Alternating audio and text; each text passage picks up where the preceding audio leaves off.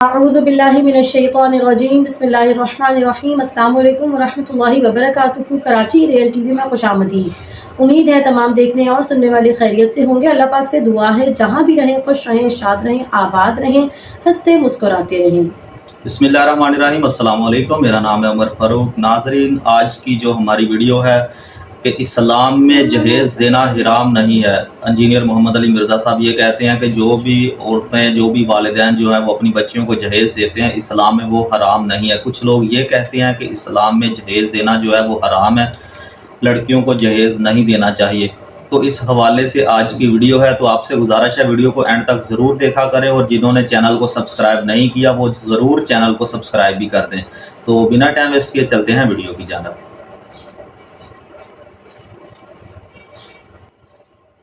علی بھائی، مرد کا عورت کو اپنے تمام معاملات شوہر کے یعنی بیوی کو بتانا ضروری ہے؟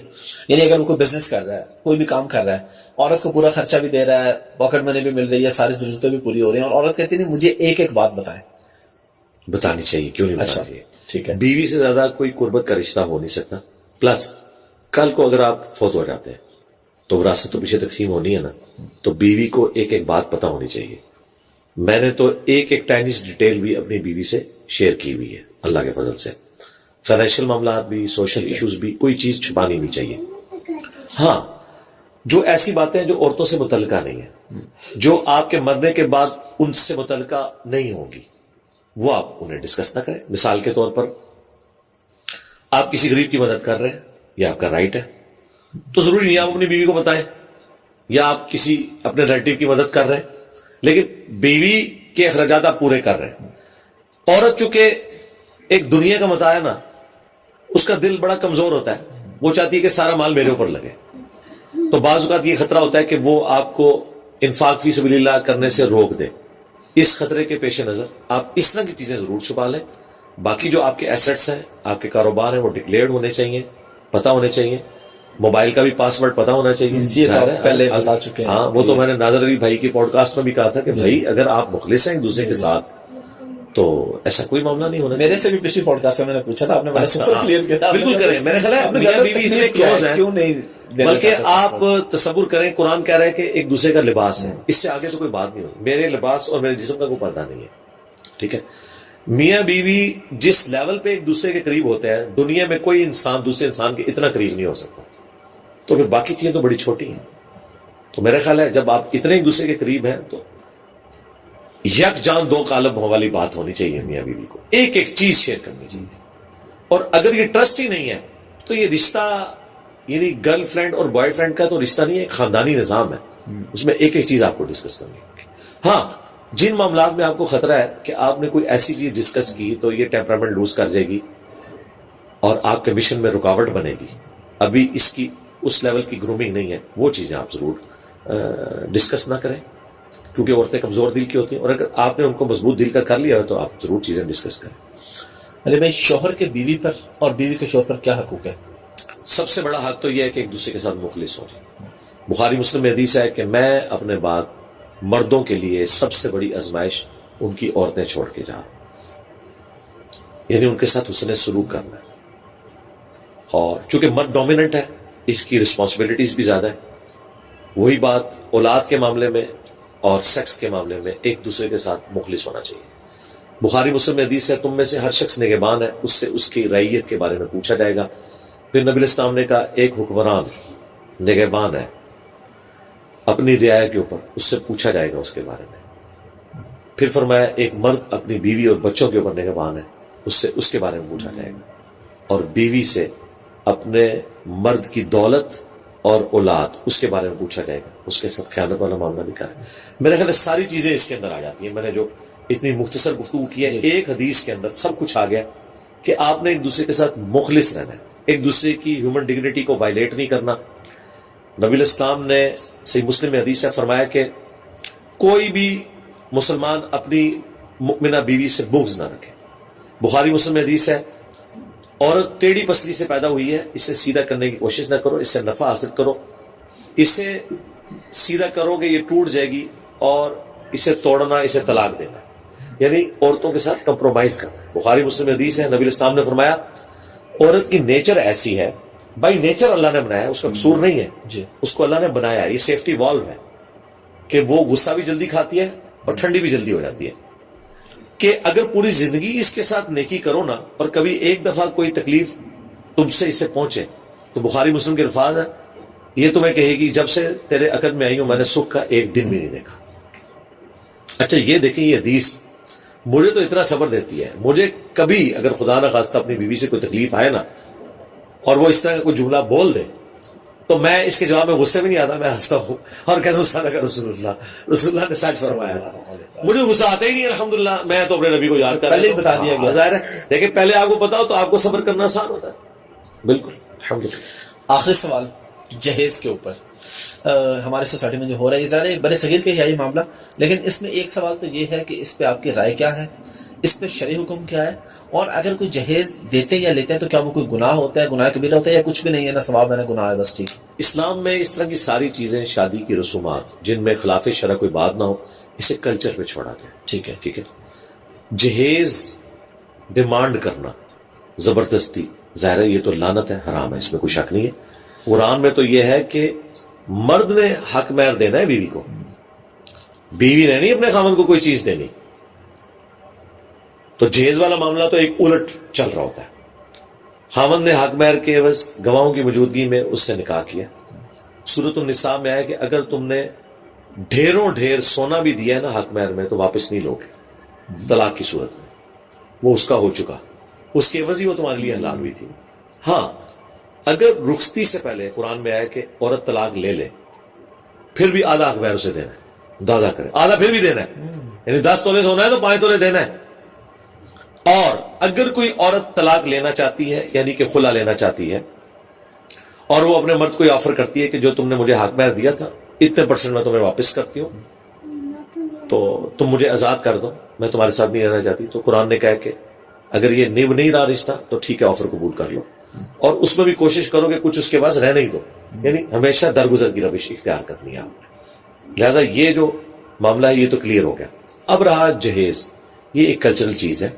مجھے بتائیے آج تک کسی شخص نے یہ سوال کیوں نہیں کیا کہ ایک نئی موٹر بائک ایک جوان لڑکے کو باپ نکلوا کے دیتا ہے 4-5 لاکھ روپے کی.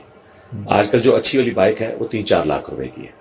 جو موٹر سائیکل نوجوان چلانا چاہتے جی وہ شریفوں والی نہیں, وہ جو دوسری والی ہے. اچھا وہ بھی ہے شریفوں والی ہے, ہیوی ڈیوٹی. تو 4 لاکھ کی موٹر بائک 4.5 لاکھ کی 5 لاکھ کی وہ نکلوا کے دیتا ہے, اس کے عوض کیا وہ اپنی بچی کو بھی کوئی سواری لے کے دیتا ہے؟ نہیں لے کے دیتا. کبھی کسی نے یہ سوال نہیں کیا کہ یہ جائز ہے موٹر بائک نکال کے دینا؟ جبکہ بخاری مسلم حدیث ہے نبی الاسلام کے ایک صحابی نے اپنے بیٹے کو ایک غلام گفٹ کیا, پھر نبی الاسلام کے پاس اپنے بیٹے کو لے کے آیا اور کہا کہ یا رسول اللہ آپ گواہ ہو جائیں گے میرا بڑا تابع فرمان بیٹا ہے, میں نے اسے غلام بھی گفٹ کیا. وہ اپنی ایفیشنسی چاٹ رہے تھے وہاں. نبی الاسلام نے فرمایا کہ تو نے اپنے باقی اولاد کو بھی ایک ایک غلام گفٹ کیا؟ انہوں نے کہا نہیں یا رسول اللہ. فرمایا کیا تم یہ چاہتے ہو کہ ساری اولاد تمہارے ساتھ ایک جیسے سلوک کرے؟ کہا یا رسول اللہ ایسے ہی ہے. تو فرمایا پھر باقیوں کو بھی ایک ایک غلام گفٹ کرو یا اس سے بھی واپس لو, اولاد کے درمیان انصاف کرو اور مجھے اپنے گناہ پر گواہ نہ کرو. اسے کہا سر یا رسول اللہ گواہ ہو جائے. آپ فرمایا یہ گناہ کر رہے ہیں اور مجھے گواہ بنا رہا ہے ساتھ.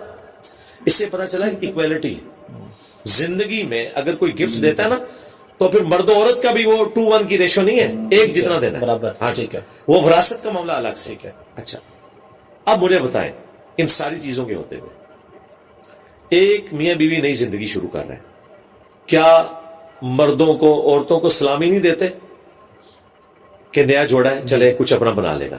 یہ کس حدیث میں ہے؟ وہاں کہتے ہیں کلچرل ہے. یہ نکاح خاں اور مولوی نکاح پڑھانے کی جو فیس لیتا ہے یہ کس حدیث میں آئی ہوئی ہے؟ کوئی صحیح حدیث ہی دس دو. کہتے ہیں کلچرل چیز ہے. ٹھیک ہے, اپنی جیب میں جا رہا ہے تو کلچرل ہے, دوسروں کی جیب میں جا رہا ہے تو آپ شریف فتوے لگاتے ہیں, یہ کلچرل چیز ہے.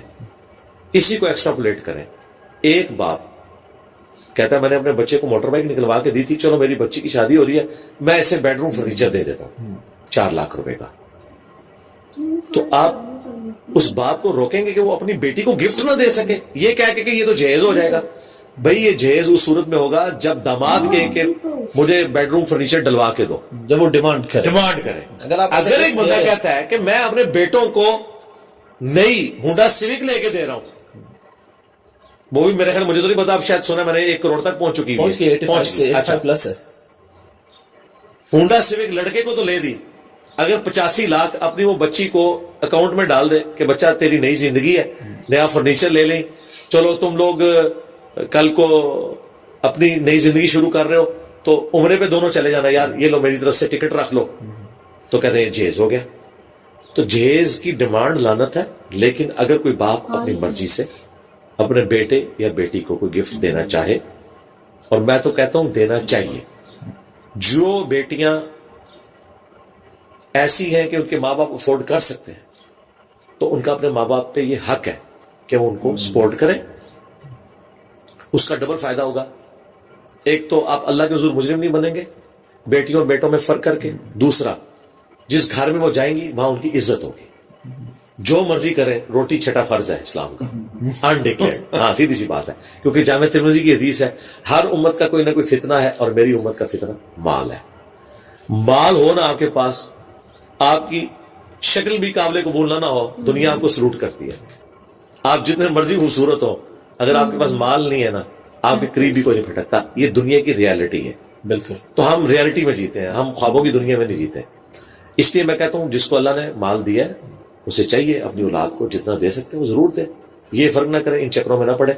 और फिर ये जो उलमा इस किस्म की आपको बातें करते हुए नजर आते हैं ना, आप देखें ये जब अपने बच्चों की शादियां करते हैं तो क्या क्या शाहाना खर्चे ये लोग करते हैं। आप कहते हैं 1 डिश, खुद ये जिन होटलों में शादियां करते हैं अपने बच्चों की, और चंदों के पैसों, इन लोगों का सोर्स ऑफ इनकम कोई नहीं है। चंद एक उलमा होंगे कोई लाखों में जिनका कोई अपना कारोबार होगा, अदरवाइज डिक्लेयर्ड तनख्वाह इनकी 1 लाख 1.5 लाख होगी, वो भी बहुत बड़े लेवल के आलिम की। आम आलिम की तो 30-40 हजार ज्यादा नहीं होती। गाड़ियां रखी हुई हैं, बंगले हैं, बच्चों को मोटर बाइक्स निकलवा के दिए, कहां से? चंदा बुक उनके पास होती है। तो अल्लाह के हुजूर पकड़े जाएंगे। या तो डिक्लेयर्ड तनख्वाह करवा लें अपनी 10 लाख रुपया, वो करवाएंगे, लोग कहेंगे नजर निकले यहां से, आप ये क्या कर रहे हैं? ये तल्ख हकायक है। अल्लाह ताला माल के फितने से बचाए जी। आमीन। सवाल आखिरी था, लेकिन इसमें से सवाल निकल आया एक, क्योंकि यहाँ पे जहेज की और उससे पहले आपने खुला की और तलाक की बात की।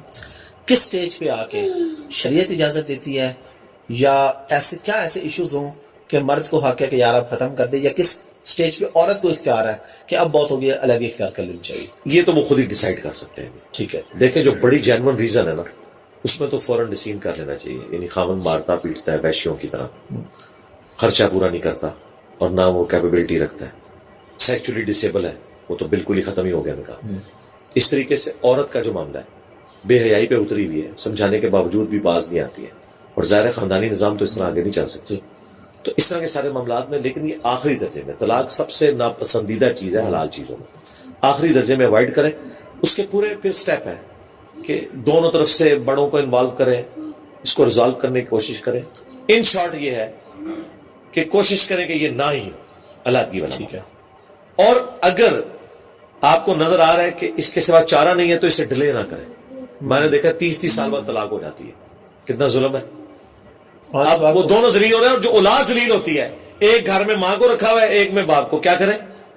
वो कहते हैं इकट्ठे भी नहीं रह सकते, ना महरम एक दूसरे के लिए, मुसीबत बन गया औलाद के लिए।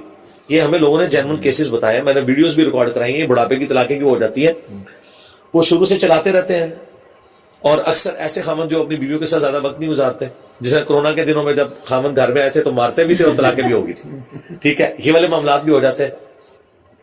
प्लस ये कि टॉलरेट करते रहते हैं कि चलो निभाओ। तो यार 30 साल निभा लिए, तो अब जो पिछले 10 साल रह गए वो भी निभा ही ले यार, क्यों आखिरी वक्त में तूने ये मामला खराब कर दिए? तो आखिरी वक्त तक निभाएं। लेकिन अगर आपको नजर आए तो पूरे वसूख के साथ सारी स्टेजेस तय करके, बड़ों को इन्वॉल्व करके, और अगर आपको नजर आ रहा है इसका एंड कोई नहीं है, तो कुरान में है कि अलहदगी इख्तियार करें, अल्लाह ताला उसके लिए कोई नया मर्द कर देगा, इसके लिए कोई नई औरत कर देगी। सूरह निसा में है कि अल्लाह ताला सबील निकाल देगा। ये कोई गाली नहीं है कि तलाक हो गई तो अब जिंदगी खत्म हो गई है, या खुला ले लिया तो जिंदगी खत्म हो गई है। कोशिश करें आखिरी वक्त तक कि ऐसा ना हो, लेकिन जब ये नागुज़ीर हो जाए इन वजूहात की बिना पे, तो फिर इसे डिले भी ना करें, अदरवाइज लटकता रहेगा, एक ना एक दिन ये रिश्ता टूट ही जाना होता है, और वो खतरनाक मामला है। अली भाई बहुत शुक्रिया आपके टाइम का। جی ہاں، تو ناظرین بہت ہی پیاری ویڈیو تھی آج کی، اور اس میں ہمیں بہت زیادہ نالج میں اضافہ ہوا ہے اس چیز سے کہ سب سے پہلے تو کہ میاں بیوی ایک دوسرے کا لباس ہے. واقعی میں آج کل کے یہ ہو رہا ہے کہ جو ہے نا شوہر اپنی بیوی کو اس طرح سے اپنی ہر بات شیئر نہیں کرتے کہ جیسے کہ کرنے کا حق ہے، کیونکہ زندگی اور موت کا کوئی بھروسہ نہیں ہے کب کس نے پہلے چلے جانا ہے.